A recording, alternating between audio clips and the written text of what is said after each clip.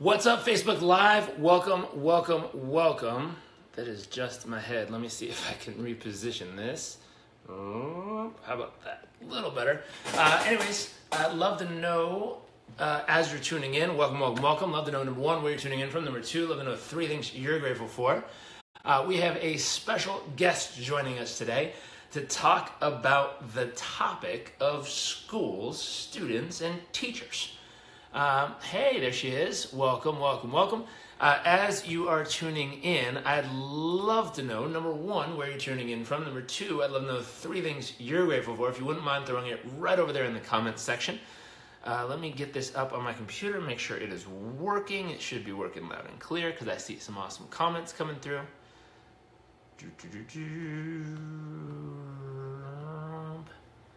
And I think we are...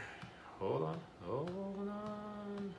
Hey, good to go. Perfect. We are there. Let me get this up so I can get the comments going on here.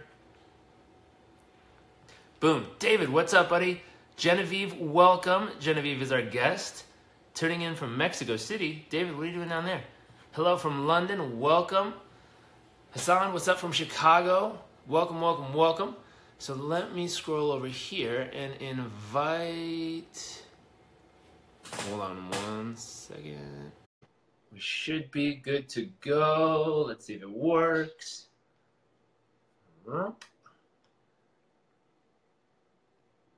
Hassan, what's up from Chicago? Good morning. Happy Saturday. Welcome, welcome, welcome. As you all are tuning in. Excited to have you. Oh, I might be frozen over here. Cindy from Toronto, what's up? Welcome, welcome, welcome. Hey, good morning. Hey, what's up? Welcome, welcome, welcome.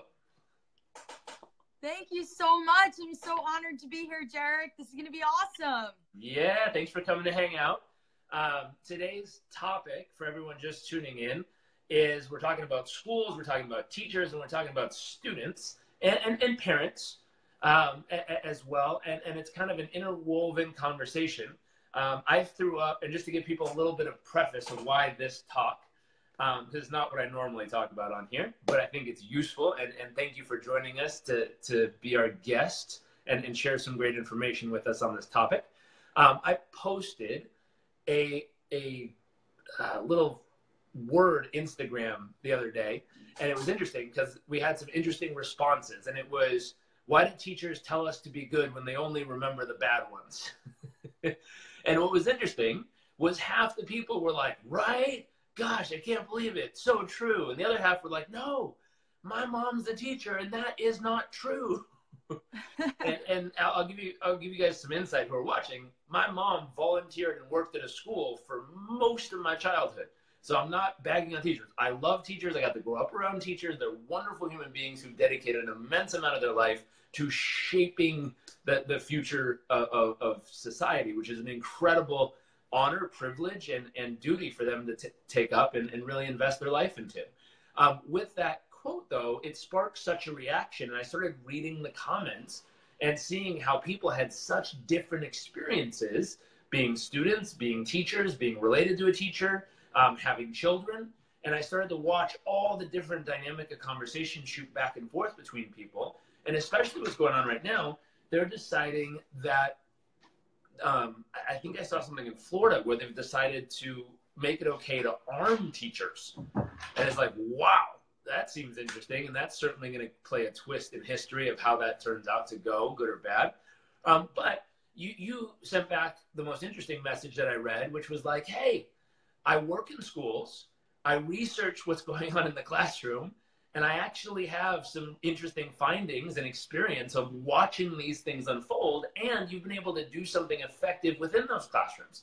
So if you wouldn't mind, sorry for the big intro, if you wouldn't mind giving people a little bit of background about what you're up to, what you focus on, what you work on as far as how you participate in schools, and then I'd love to dive through the different topics of students, teachers, parents, and how it all interweaves together, and maybe some best practices we can share with them of things that you've seen really help and work with creating great relationships and a great ecosystem within that group of people. All right. I'd love to. Jairek, first of all, I'm going to just say it again. This is such an honor for me to be here. And for everybody watching, thank you so much for tuning in. My name is Genevieve, and I am currently a behavior specialist at an elementary school in Tampa, Florida. And my job is really awesome because there are so many dynamics to it. I'm working individually with students, and I'm also going into the classroom and working with the entire class and coaching with the teachers. So I kind of get to do a little bit of everything. And this whole position came about for me because in my entire career, I've been teaching for 8 years, and classroom management has just always been a strength of mine. And it was never really something that I went to the books and figured out how to do. I just kind of went from my heart and was guided, and students really responded very well. So that's a little bit of a background as to how I'm in this position. And what's really cool is that in my own personal life, whatever I'm learning in my own journey, I'm incorporating into the classroom with the kids. And it's raw, it's real, it's straight from the heart, and it's honest. And sometimes it doesn't always feel good, like in life, but the kids and the teachers, for the most part, they respond so well to it. So what I basically do with the kids is it's getting them to shift their focus. And this is something that I talk a lot about on my lives. It's like, we're trained to focus on what's wrong. We kind of tend to look for a reason to be upset or angry or sad or worried. And with kids, they get that at home. If mom and dad are like that, if their aunt, their uncle, whoever, grandma, grandpa, they're going to just carry that through into their own lives. And what I've realized is that if we can get the kids to constantly have variety in the classroom, to switch it up, to make it exciting for them. I have a playlist of music. It's peak performance music for kids, and they love it. They get so excited. One of the songs is Beast Mode Mentality, and so they just love getting fierce and digging deep. And what I've learned with children is that the more that they're able to move, and then the more that we get them to start thinking about the possibilities, then the more courageous they are, the more bold that they are within the context of school and outside of school. It really does carry over for them. I've had some kids that have actually been able to help their parents, and they'll go home, they'll find these songs on YouTube and stuff, and they'll be like, Mom, Dad, listen, you got to hear this. And it's awesome, TD Jakes has a great song. It's called I Don't Quit. And one little girl last year, she's like, Miss Pinone, my mom loves this song. She listens to this every day. She's jamming out to this. So, what you can do, the power that you have as a teacher is just beautiful. What I do with them, we go to gratitude. We have gratitude journals. And so we're focusing on what in their life, what do they have in their life that's already great. We do set goals, but it's for kids, kids like us, they can get intimidated. They can focus on the future so much that they start to shut down in the present moment. So for us, it's simple stuff: family, pets, friends at school, teachers. As the teacher, those of you that are out there that are teachers, for a lot of these kids, we may be all that they have. And what a honor that really is. So we go in, part of it's music, part of it's just changing our focus and the words that we use. Instead of I'm stupid, or I'm a failure, or this is too hard, it's I'm victorious. I got this. Winning is all I know. We do a lot of breathing. So we'll do in, like this. And I basically tell the kids, you're going to know if you've done it full out if you're a little dizzy and lightheaded and the inside of your nose burns. And they love that. They get all excited. They're like, oh, okay, I'm going to try it just for that, right? Just for the thrill. And so once we do that, then I get them, I am a winner. I was born to win. And we do it full intensity. I am a winner. I was born to win. Every day and in every way, I'm getting smarter and smarter. Yes. And so we just go full out intensity, and they love it. And so as they go, they're using their body, their arms, and they're stomping their feet. They're moving, and they're just locking it into their body. And so I call this a juicing session.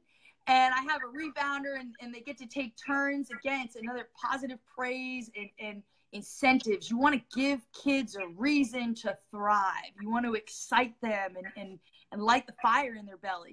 So they go ahead and we do that. Everybody gets a pair of sticks, and we jam out. And then we do our breathing and our incantations.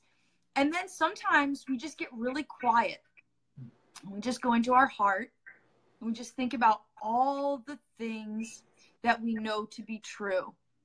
And we let go of the things that maybe our friends said when they were mad, or our teacher said when she was mad, or our mom or our dad, and these things that we're holding a grudge, we're holding ourselves back.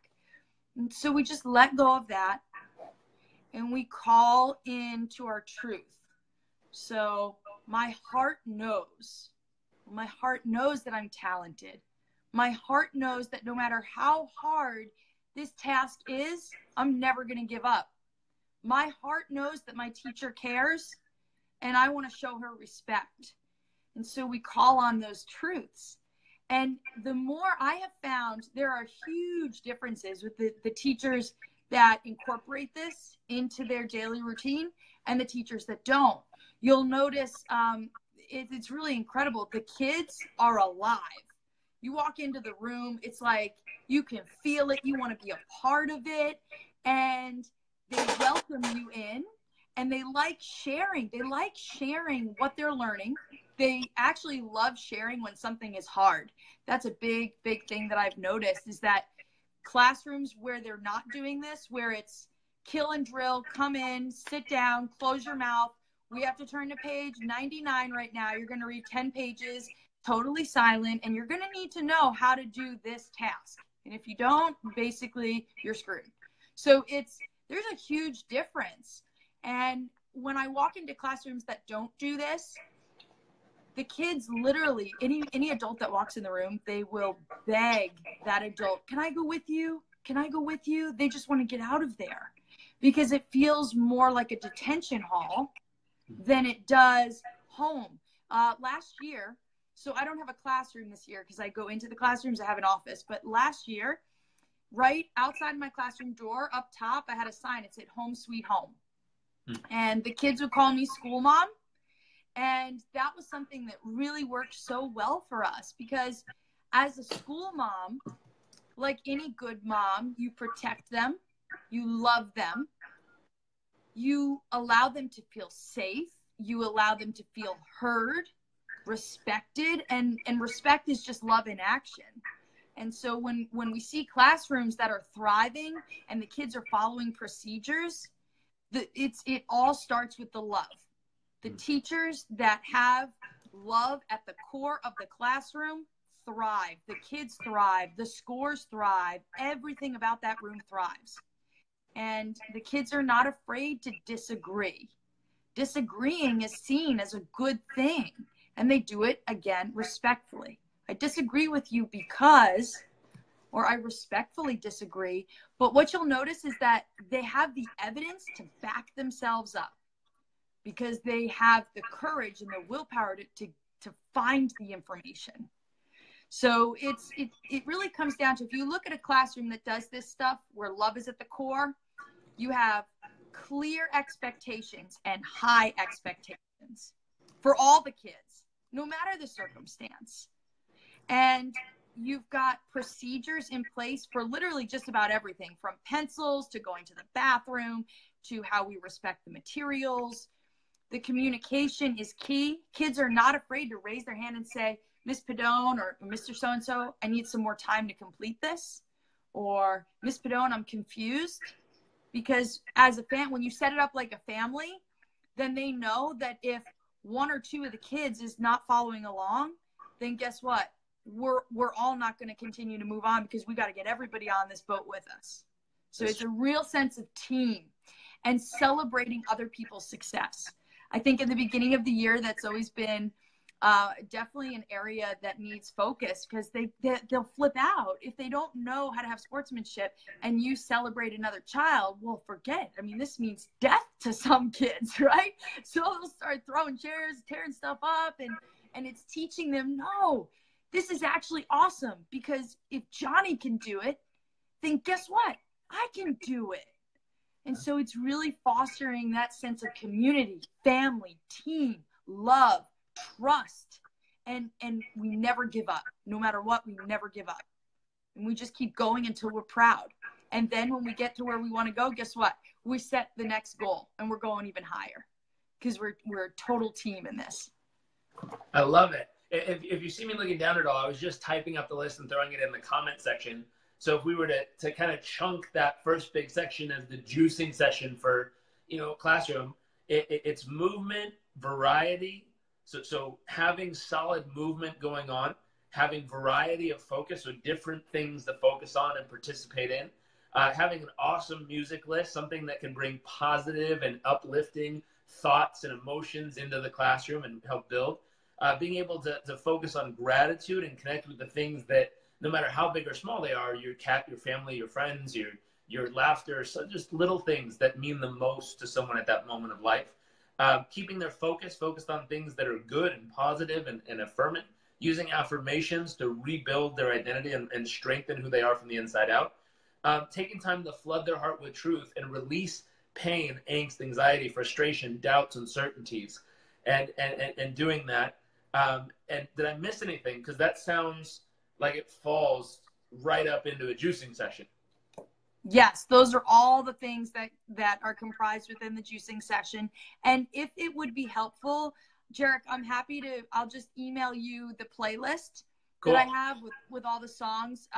Do you have it uploaded either on like a Spotify channel or anything like that? Maybe we can share the channel link so people could go straight to it. We could create, it was something that literally I just created as I would get myself juiced. Cool. I was like, oh, this is appropriate. I can use this with kids. So, the Satori sound is, that's my all-time favorite with kids. There's one Blast Off, and these kids just go wild. And, there's one Unstoppable, and they just love it. They just light up. So I would say the Satori sound is by far my all-time favorite, because even when you're not in the middle of juicing, if you're going through and the room is quiet and the kids are actively focused on a task, I put it on in the background, because those messages continue to play, and it really becomes ingrained within them. So definitely would recommend the Satori sound. But I will email that to you, and if we need to set up a channel somehow, we can do that. Awesome. That's very cool. Very cool. I love that. And then you were talking about, I think you were starting to nudge over into the teachers, and you were talking about helping them set goals, and from a teacher standpoint, coming from that place of pure love. And this is an interesting topic, because for teachers or family members of teachers or anyone who was a teacher who will watch, it's so interesting, because I think you described it or someone else described it, where you're waking up early, you're getting yourself ready for life, you're trying to get your own head on straight, you're showing up with 30 other little beings of light in your classroom that are all in different directions, who came from all different places, with all different situations, with all different life happening before that moment.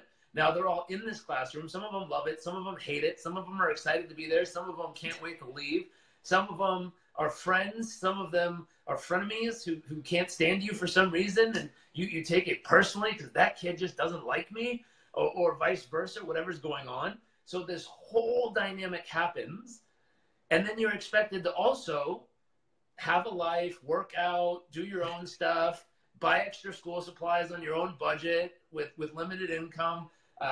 There's a bazillion things going on in a teacher's world. So one way to frame it for any teachers who are watching, this is in no way, shape, or form is this criticism. We're grateful for what you do, however you do it. My 2 cents in what I'm watching is a lot of the things. Someone said, you sound like Jairek, which is funny, because a lot of the stuff that works with little humans in a classroom works with big humans in an office. and so it's very similar. Now you have to change it slightly. you know, because I can't talk about certain things. If you're talking to little ones, you have to adjust it. Like you said, you have to change what things they're grateful for. You have to speak to the stage of life and moment of life they're in. No matter how mature they are, there's certain kind of topics that fit within this stage of life and certain ones that don't. And it makes sense.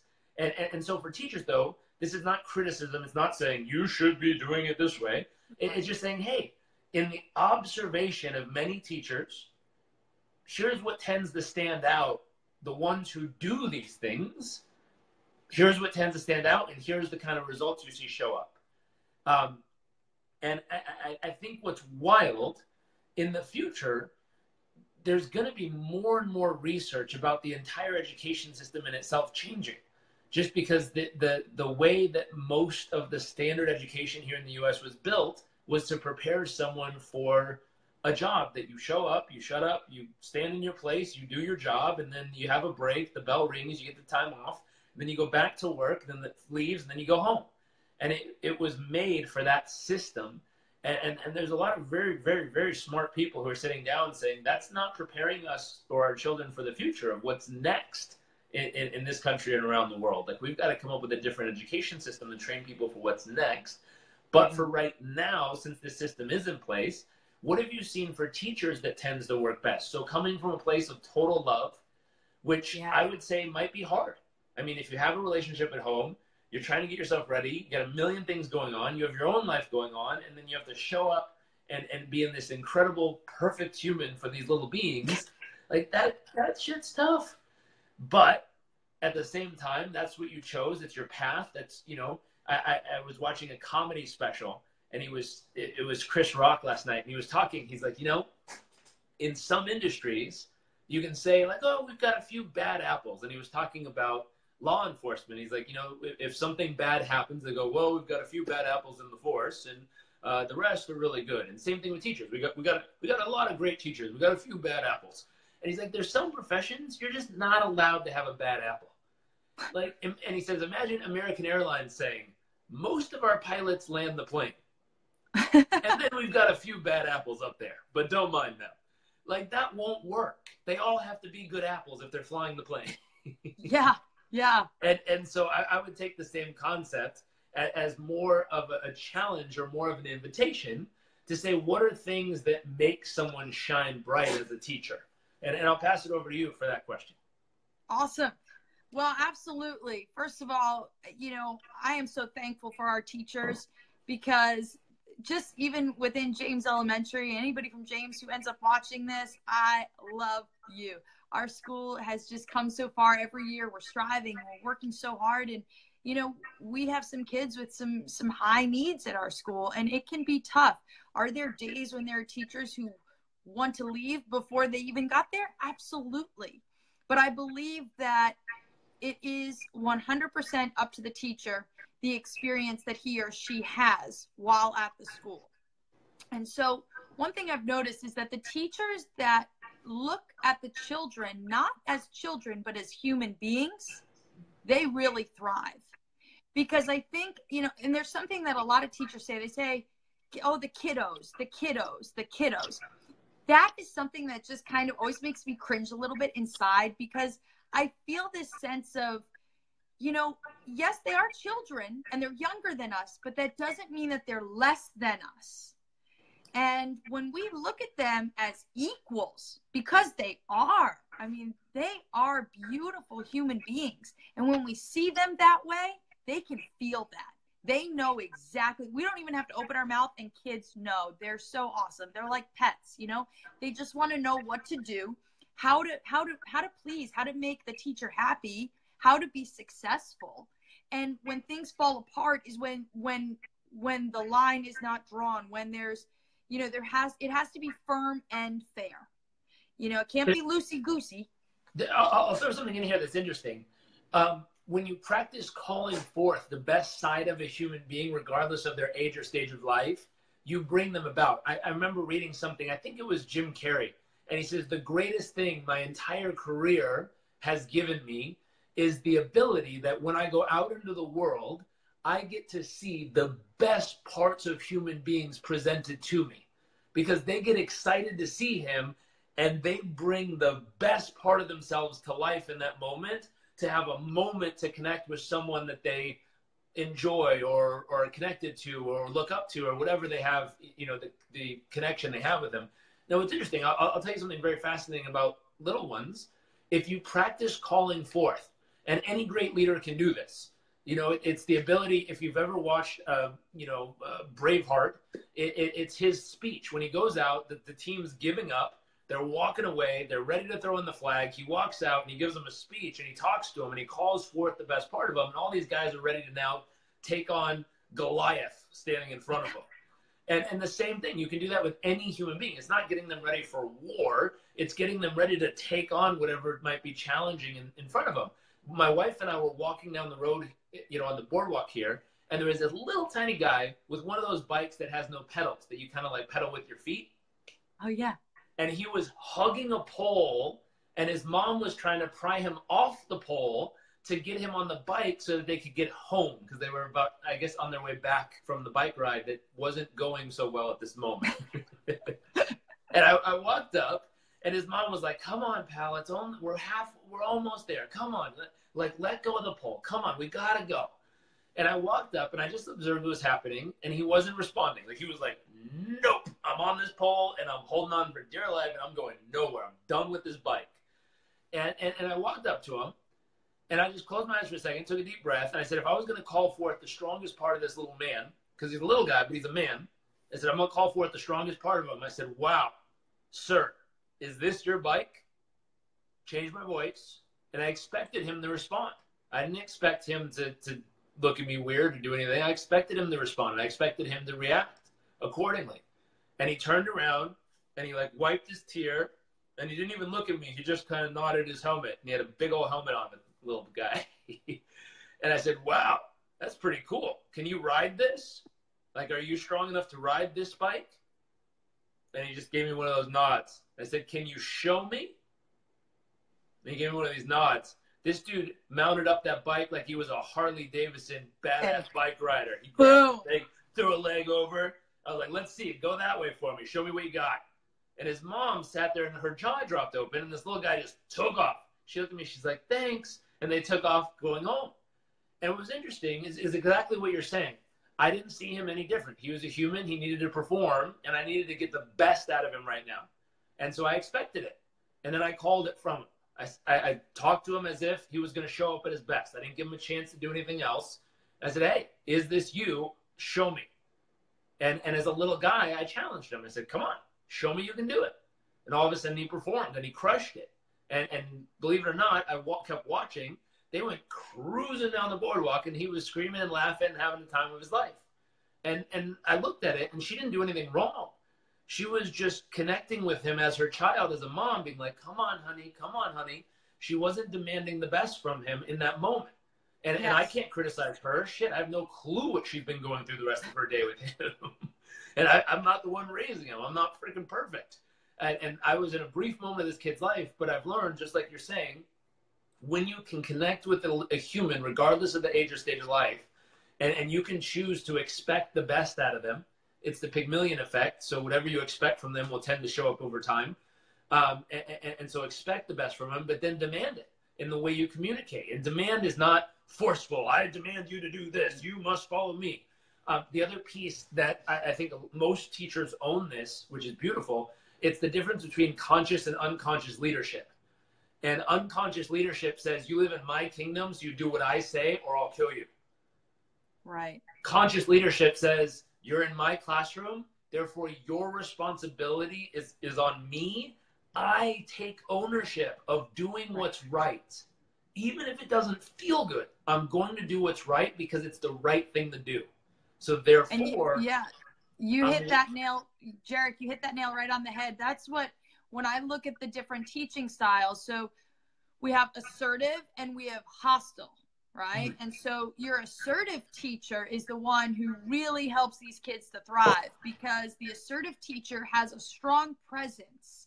That doesn't mean that they're dominating and you know, large and in charge and sage on the stage by any means. It just means that those kids know that in his or her heart, that teacher knows, I have the right to teach, and the students have the right to learn. And not only do they believe that, but they own that. And that is a must for them. Every day, that is the focus. I have the right to teach. You have the right to learn. Now, what has been really interesting is to notice teachers that tend to maybe focus more on themselves versus the kids. These teachers will take just about everything personally. And a kid will misbehave, and a lot of it will be like, you know, sometimes I might get a call, this kid's got to get out of here. Get this child out of here. I'm done. He's not welcome. I want him out of my room. In fact, I'm going to call the board if this kid isn't removed. Whoa, wait a second. This is not a child coming at you. This is a child crying for help. This is a child who only knows one way to get love and attention, and that's through a problem. A lot of times when I'm working an intervention with a child who's really struggling, I'll let them know that they don't need a problem to feel alive. There are other ways that they can thrive and feel alive. But a lot of the kids that I work with, that's what they know. That's what's modeled at home. And so that's the norm. And then when they come to school and there's a teacher who's just taking their misbehavior personally, now here's what we have. We have a teacher, like I responded to the post. We have a teacher crying out for help and a kid crying out for help. And now they're going head to head. And guess what? It just explodes. It's a hot mess. So what I have found with teachers who really have love at the core, it's love, and it's not just a surface love. You know love when you walk into a room just by watching how it operates. It's almost like it's in the North Pole, right? Like everything has a system. So you can imagine like little elves, kind of, they know where to go. They know how to do this. It's the kids. The kids will be working the system on their own. The teacher becomes more of the facilitator, not the one who's leading everything. You'll know that the pulse of the room really is all within the kids. The kids are running the show, and in a positive way. They know how to communicate. They know how to disagree. They love to agree, but they know that they're not tied down to always having to agree. They respect the things within the classroom. Like I used to have pillows from Home Goods, and like it felt, I'm telling you, home sweet home, like it was awesome. Like kids just basically wanted to live there. But they knew, like at the end of the day, we don't trash the place. We make sure the pillows are fluffed because we're setting ourselves up for success the next day and the day after that. And so you teach them to not only care for themselves and their things, but to care for everything in the room. And that school mom, you know, when it's a family like that, they know that, like with me, in the very beginning of the year, I tell you exactly what's expected of you. And it's not because I would say to them, it's not because I'm some grouchy lady with no life. No, it's because I love you. And because I love you, I want you to be your own hero. You don't need anybody else. I'm here to guide you, but you're the hero. And so it's funny when you were sharing that story, Jairek, about that boy, you know, refusing to go with his mom. It brings me back to a lot of interventions I do with the kids at school where I'll put my hand on their chest and I'll say, go to your hero. Your hero knows. Your hero remembers. Your hero believes. And so what's cool is recently I had one kid who, he really had some issues in the classroom, really defiant and aggressive. And, you know, you'll notice that's when we've got an aggressive and hostile teacher. You're going to get it right out of the kids as well. And so this boy just really needed some help. So I went in, and a big thing for me is I do not like to remove kids from the class, because then to me, I believe that teaches them that, number one, they don't belong. Number two, there's something wrong and they need to be removed. They're not good enough. And number three, it takes all the power away from the teacher. And so, you know, getting that student to stay in the room, I just went over and I privately spoke with him. We called on his hero. And I said, what does your hero know? My hero knows. And he literally said to me, he's like, I let the fool take over. And I was like, awesome, buddy. Right there. You just got it. You got this. And so he just lit up. And it's not me giving him the answer. It's him calling on his own greatness. And so, you know, it's that team. It's team greatness, really. It's home sweet home, and it's team greatness. And And these teachers who light these kids up, they bring all different things in. It's not about them. It's not about them. It's about those kids. And so for a teacher who's more needs to be the star of the show, needs all the attention, needs to have the highest grades to be recognized, and doesn't take into account the kids and their needs and tailoring everything to those needs, it's really an environment that just, it feels like a pressure cooker. You walk in the room, it's usually very quiet, or it's extremely loud and kids are screaming and nobody's really learning much of anything, right? And so you walk in, it's like, okay, I can feel it. I can feel the energy in this room. Somebody's about to blow. And so it's either going to be the teacher or one or multiples of the kids. So those are a lot of characteristics that I see. And it's such an honor to work with kids on an individual basis, because teaching them that anything is possible and that they can do it. They can do it. Even if it's hard, the things that are worth it are hard. And the biggest lesson, I think, if you could say to me, hey, Genevieve, what's the one thing that you think kids need to learn? I'm going to tell you, it's very simple. It's just that sometimes you have to fall before you can learn to fly. And it's a lesson in my own life that I'm still learning, and I'm strengthening that muscle on my own, where it's okay. Failure, welcome it in. You give failure a hug, because failure is what's going to help you to grow and to thrive. And so if we can create classrooms where these kids don't freak out and feel like they want to bury their head in the sand because they got something wrong, instead they go, woohoo, all right, I messed these things up. I tell you what, I'm not going to mess them up next time because I'm learning. To learn to value the learning process and really respect each other. For a classroom where kids don't look to make fun of each other and fight with each other and compete with each other, but instead harness their power as a collective unit, oh my gosh, I mean, it's an unstoppable force. And so if we bring parents into this now, parents are a huge component. And real quick, before you throw in parents, just to review some things. So things that have been very helpful for teachers, teachers who are focused on the kids and being there for their students versus focused on themselves and what they're getting out of it. Teachers who are willing to see the difference, or able to see the difference between someone has a cry for help versus an act of love in the way they're communicating. The core is really, they're there purely from love, purely to serve and love on these little ones. They expect the most of them. They challenge them to be their own hero, and and instead of removing someone from a community, they teach them how to reconnect with their greatness within the community. And then finally, resiliency. So they teach them that it's okay to fall before you fly, and it's part of the process. You're going to fail. Love it, enjoy it, get used to it. It's fun. And as long as you can keep failing forward and failing, and learning from it, it's going great. Yeah, exactly. It's exactly it.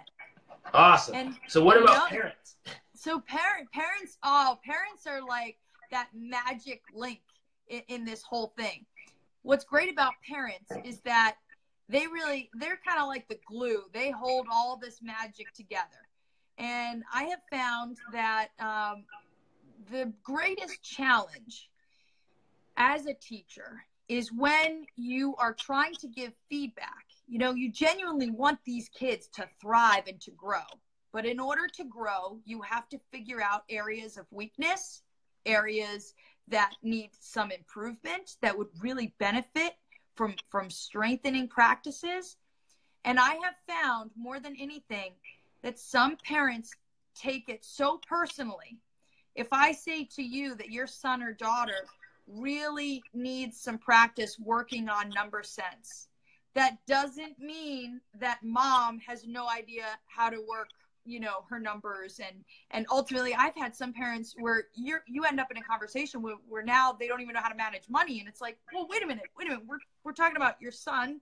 And remember the math, the first grade math, so it's like getting parents to realize the weaknesses, the areas that just need more strengthening within their kids is not a direct reflection. If your daughter has trouble comprehending, a passage, that doesn't mean that you don't understand, you know? So it's really, really important for parents. If I could give parents out there any advice, it would be, please look at the teacher as the teammate, okay? We are on your team. We are together. The stronger we are a team and together, I promise you, we can move mountains with your son or daughter. Promise you that. And if together we can hone in on those areas that would benefit your child, you know, where we got to grow. Like, let's say we have a kid who needs help with some fluency. Their reading is really choppy and they're worried so much about the words that they don't understand anything. And they have this really monotone, low voice like this. We want to strengthen that. If it's through things like readers theater or whatnot, let's come together. That doesn't mean, Mom, it's your fault that your kid has lousy fluency. You're a horrible mom. Now go crawl in a corner. One thing that's interesting too, that'll be important for parents to remember, is this relationship with their children, with your child and their teacher, is not the relationship you had with your teacher and in your background. And such an awesome point. If you've ever watched a parent take their child to the dentist, the child's first experience is framed by whatever experience the parent had. Because if the parent's driving to the dentist going, oh man, I hate going to this place. Oh, it's okay, honey, you'll be fine. I hate that drill sound though, it sucks. Like if you're framing your kid's mind that this is horrible and it sucks and you had a horrible time and it was frustrating, if you're setting them up, they're going to hunt for reasons of why that's true because their mom or dad said it was true. And so the concept of starting, you know, everything you were saying, the teacher is your teammate. They're not your old teacher. They're not the person that you either loved or hated or got along with or didn't. They're not the person that sent you to detention. They're not the person that gave you an A+ and a pat on the back. Like, they're not that human. This is a brand new relationship. And I think one thing that'd be very hard, and I'm not a parent yet, but I could imagine, is, you know, as you're driving your child to school, having your own flashbacks kind of shoot up. You're like, oh, I remember this. And like you said, they can feel how you feel. So one thing that might be interesting for parents is kind of that morning jam session that the teachers would do with the classroom. You might want to think of something you could do like that with your own children. And I've talked to plenty of different parents who hear this stuff, and they're like, oh, yeah, dude, our drive to school, it's ridiculous. And I was like, really?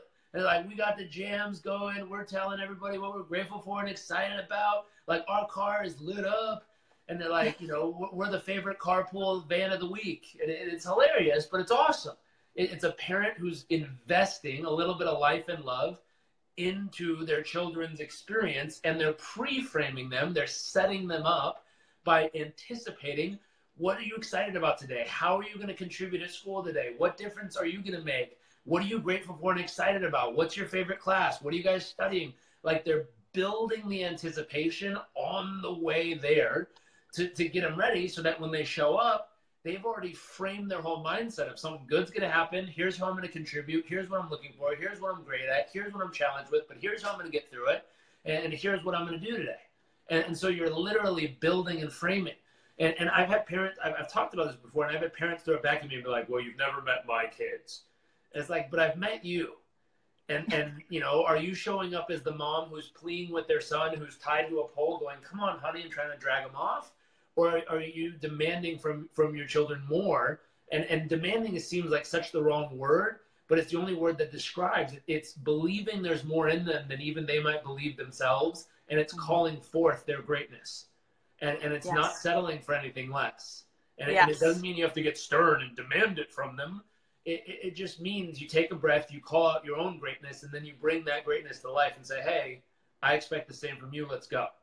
And they show up, they deliver. If you challenge them, if you give them the opportunity to shine and then reconnect them, like you said, when he goes back to the teacher, instead of trying to remove them or say, oh, they're just not that kind of kid or whatever, then no.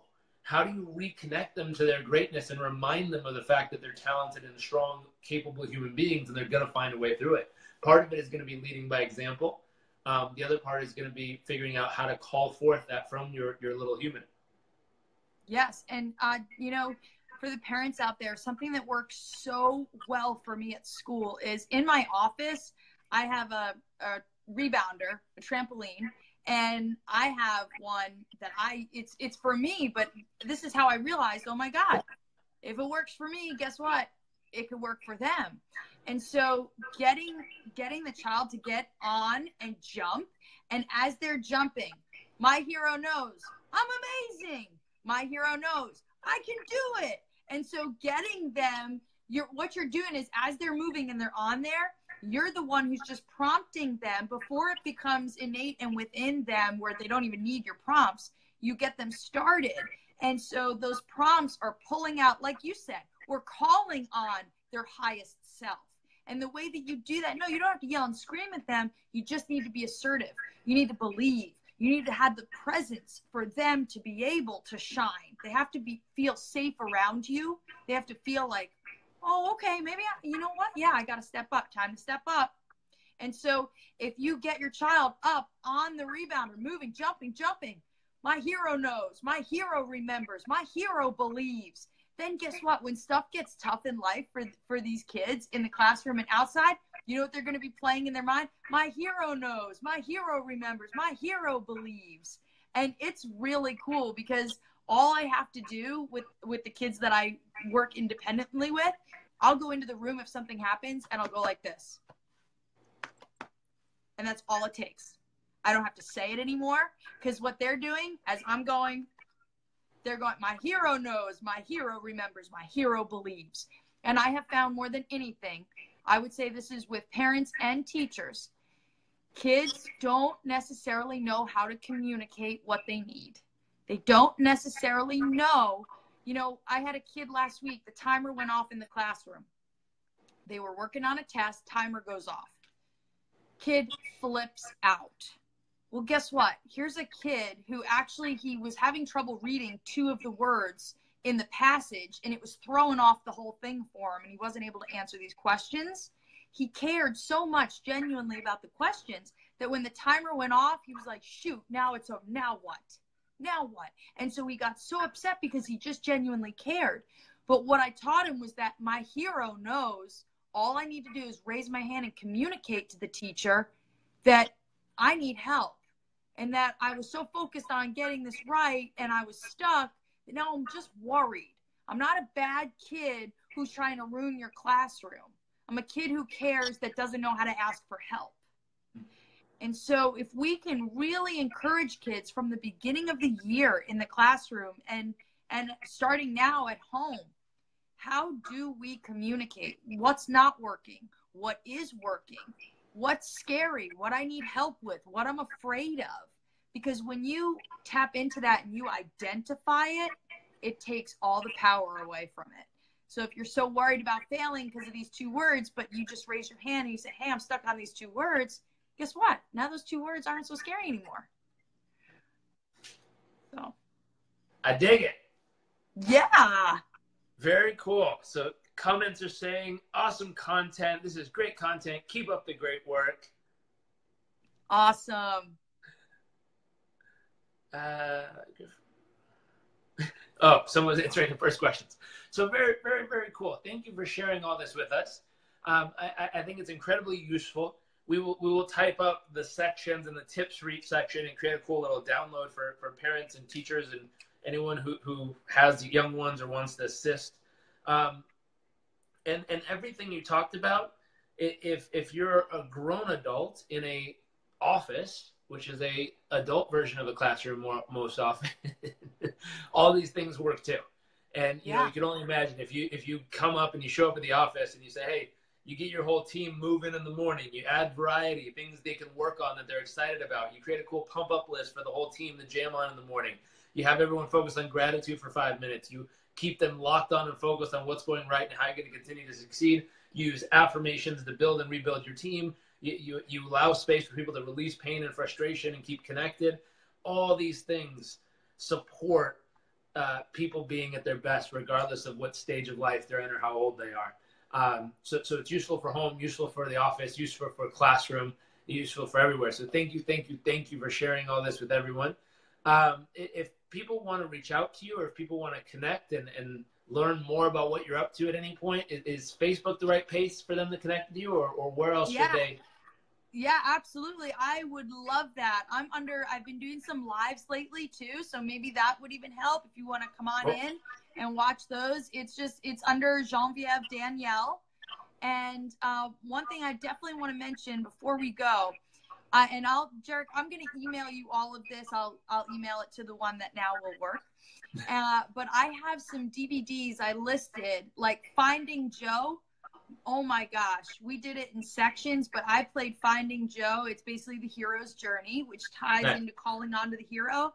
And the kids absolutely went wild. They really got to understand the process of life.